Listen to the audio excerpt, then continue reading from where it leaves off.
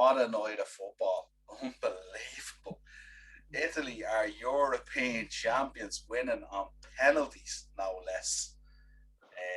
This is the upper tier. This is your Euro 2020 final review. Unbelievable. Graeme joining me on the show. Graeme from the Monday Mashup, Tottenham Hotspur fan. Graeme, how we doing? I'm all good. Good, great to have you on. I think overall it was a brilliant tournament, wasn't it? I mean, it started out very tough, obviously, with the Ericsson thing and all. Yeah. But certainly it grew into a spectacle, didn't it? It sort of rekindled my desire for international football again, which I thought I had lost. What was you thinking overall on the tournament? Well, at the start, I thought that I know England had an idiot group, but they were on the right side of the draw. You know, like when it comes to like the FA Cup or whatever, you know, you're on the right side of the draw, and then when it comes to the latter stages, you might get a big team here and there. But I thought they were very cocky from the start. They were saying, "Oh, it's coming home, it's coming home, it's coming home." Like they were playing against nobody for majority of the matches, and then when it comes up to the big teams, like they want to, just because it's in Wembley or it's in England, they have to win it. But I just thought that the Italians they were great. It was a great match. It was a great match for a neutral, but come from Ireland, you know, you hate the English. I think it's not even that. I think in fairness, the point you make about the draw was very favourable to them. But again, they did put Germany and Denmark out. That were two tough games. But I think overall, I think Italy were the best team in the tournament without a shadow of a doubt. Mancini found that blend of youth and experience, and he mixed it brilliantly with the likes of Immobile and Chiesa and Insigne, and then Bonucci and Chiellini at the back, and Donnarumma and goals and all. Like, just they were outstanding. Jorginho in the middle of the park. I mean, they were just outstanding. You know what I mean? And you know, it's hard not to be happy for them winning. You know what I mean? Even though obviously a lot of us on the upper tier, we all follow English teams in the Premier League, and some of our players would be out there playing. But I just think, looking at Italy, I think fully deserved to win. And what was that's the way I was. That's the way I was looking at it. Like, if you support a Premier League team, and you, especially like I think probably Man United had the majority of the squads. United players, you know, like Luke Shaw, Harry Maguire, you know, you had Rashford. But like, if you're gonna support them week in, week out playing for United, and when it comes to England, you go, "Oh, I hope you fucking get your leg breaking or something." Like, it's either one or the other. Like 1 week, like England are playing international friendly, you're hoping that somebody gets an injury, and the next week, you know, United playing the Champions League, whatever. You know, you want them to do well, but it's one or the other. Like, you know, like when I was in work earlier, like there was people going around with, like, you know, in Liverpool jerseys. Like, they must have been happy to support England because they were wearing an English jersey, and like not an English jersey official, but they're wearing, like, you know, Liverpool jerseys. So that kind of gave me the sign of, oh, maybe they are supporting England, but some people don't see it that way. Yeah, I wouldn't say it's necessarily that you're supporting them, but it's again, like, you know, it's that kind of conundrum. Obviously, when you move into international stuff, it's like when international players play against each other. Like, if you're saying it tonight, Jorginho was going in full pelt on Mason Mount, and these boys are teammates. They just won the Champions League, you know, but not a bother to them. So I think the fan base is kind of the same. Yeah. You can park your fanship for your club, and then you have to pick a side then in the international scene. You know what I mean? So it's not necessarily that you wish bad on one team. It's just, you always, I mean, we're Irish, so we'll always pick a team against England anyway. But I just think overall, I thought the tournament was brilliant. I was, when Jorginho stepped up, a panel to win it, like, just playing, and he missed it. We went again, but they won it in the next one. But I was just playing, like, Jorginho, like, you're playing in London, but like, England should have won the tournament. But it was, anyway, they won it anyway. I can't take any blame with that. Yeah, it's definitely a strange one, isn't it? I mean, it's just. I'm sure when Jorginho stepped up, I thought he was going to score the winner. I think it was kind of it would have been But written that way. yeah, like imagine imagine the amount of abuse Jorginho would have got if he would have scored that and played and went back training with Chelsea. He would have got murdered by the fans. Saying you denied us you denied us the trophy, you'd be murdered. Yeah, I don't know. I think club fans are more smarter than that. I mean, obviously he has to play for his club and step up and things like that. You know what I mean? And I mean, I suppose the argument from the England fans would be that the English players who missed their penalties, they're the ones who probably cost them the tournament, not necessarily what Italy did on their side, Yeah, I think the blame for the penalty shootout has to go on Gareth Southgate, but like for the last penalty to keep England in it, they put up Saka.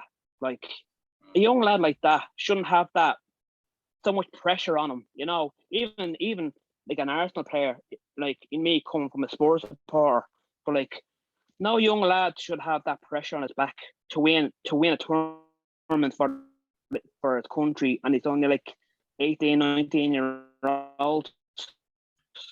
It's not on. Yeah.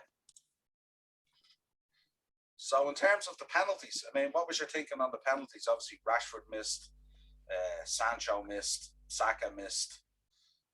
Like, yeah. My dad was saying like, who he brought on Rashford and who did he bring on Sancho? Yeah. Okay, to for the penalties. Obviously that was to take the penalties.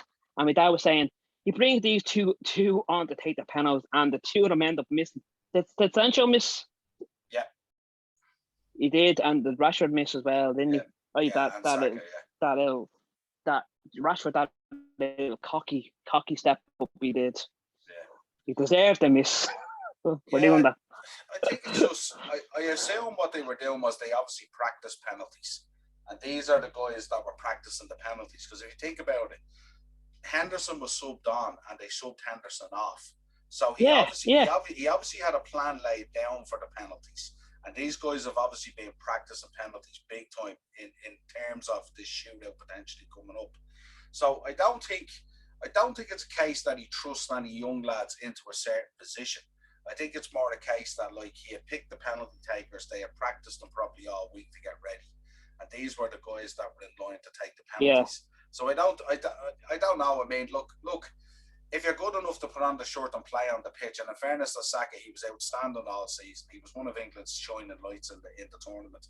So you can't really complain. You know what I mean? Okay, he stepped up and he missed the penalty. Probably doesn't argue that he's a young lad, should he be in that position. But I mean, if he's good enough to play for Arsenal week in, week out, he's good enough to play for England all through the tournament. He's old enough then to step up and take a penalty. I think the beauty for guys like Saka and Sancho is the fact that they missed the penalties. They still have plenty of time on their hands to play in more international tournaments for England and, right that wrong, if you like, It's not like they were coming to the end of their career and this is what they'll be remembered for,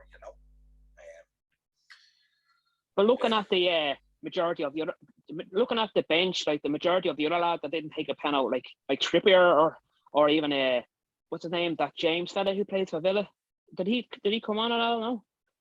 But Jack Grealish came on. Yeah, well, I'm surprised.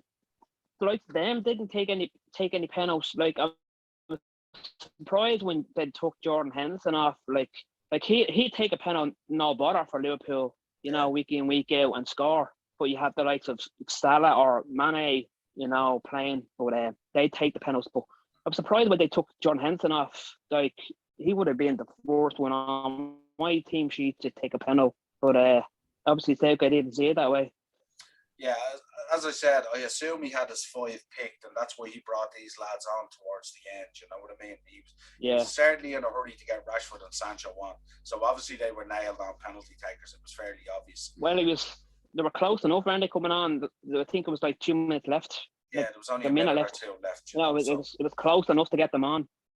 I think, in fairness, I think loads of praise to the Italians. They were absolutely brilliant. They lit up the tournament right from the off, which is absolutely fantastic. But I think I would like to give a little bit of credit to the English team. I mean, I do think they did really well and stuff like that. And I think Southgate proved a lot of people wrong in this. I mean, obviously there might be some fundamental mistakes there tonight that people want to hone in on.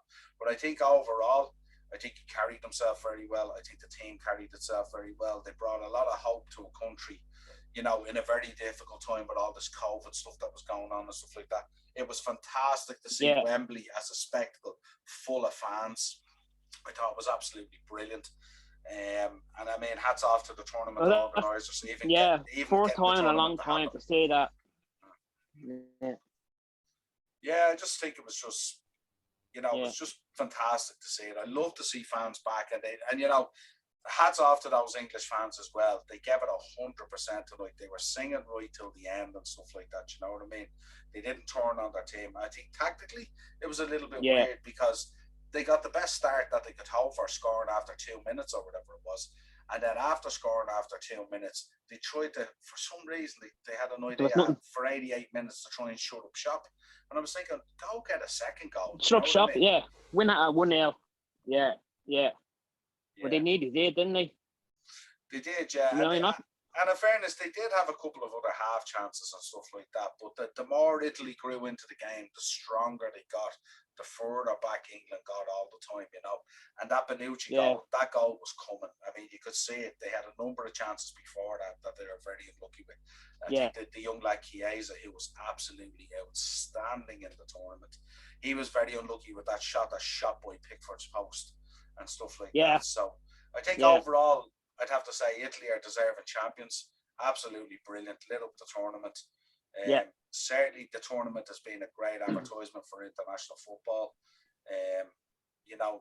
Not discounting the fact of what happened to Ericsson and stuff like that, where the tournament kind of got off to a bad start with the Danes and Ericsson and stuff like that. But certainly the tournament grew as the days went by and stuff like that. There was some fascinating matches. But overall, all good. Congrats to Italy. European champions, well deserved. Bonucci, Chiellini, can we say enough about both those guys at the back? Absolute monsters. Man of the match performance from Chiellini anyway. Yeah, I couldn't believe it even looking in, I think in the 117th minute or something like that, or there was about maybe 5 minutes ago, the ball was picked up out on the left wing, and I see Chiellini running down an overlap. And I'm there going, this man is 37. He's playing left back, wasn't he? Yeah, right back, whatever. He was playing on the left side, but the left midfielder picked up the ball. Yeah. Chiellini ran around the outside to do an overlap. This guy is 37 years of age. He's played nearly every minute of he's played nearly every minute of the tournament. And here he is doing an overlap with 5 minutes to go in extra time, and I'm thinking, look, you've sold me. Unbelievable. Incredible, you know what I mean? And then to see the emotion in them and stuff like that. Did he play every minute? The lad on RT were saying that he missed the first 2 matches. Did he play? Well, maybe you're right, but I mean, you know what I mean? For a guy of 37 to be playing that amount of time and constantly there and stuff like that. And I mean, in fairness to Italy, they came through a lot of really tough games, but congratulations. They had a hard of the lot. Yeah, absolutely. So that's it now. That's the Euros in the bag. So now it's roll on now the transfer window, especially you being a Spurs fan. Roll on the transfer window, and then what are we now? We're only 4 weeks maybe before the season something starts. Like that. Yeah. So it's going to be exciting when we return to the Monday mashup and all that fun again. Get the transfers in. Jesus Christ. Well, listen, pleasure chatting to you about the final as always. Thanks for jumping. No worries. A lot of our Monday mashup crew and all have been missing during these shows. I know they don't always appreciate international football. This has been your Euro 2020 final review. Italy are champions, beating England on penalties. Gareth Southgate, have it here waiting for you, baby. Have it here waiting for you. It's here and ready. Let's do this. Dynamo Podcast Network for all the episodes. Anchor, Spotify, Apple iTunes, all this good stuff for your audio versions of the show. At _upper_tier on Twitter. Let us know your comments down below. Congrats to Italy. Pleasure, Graeme. No worries.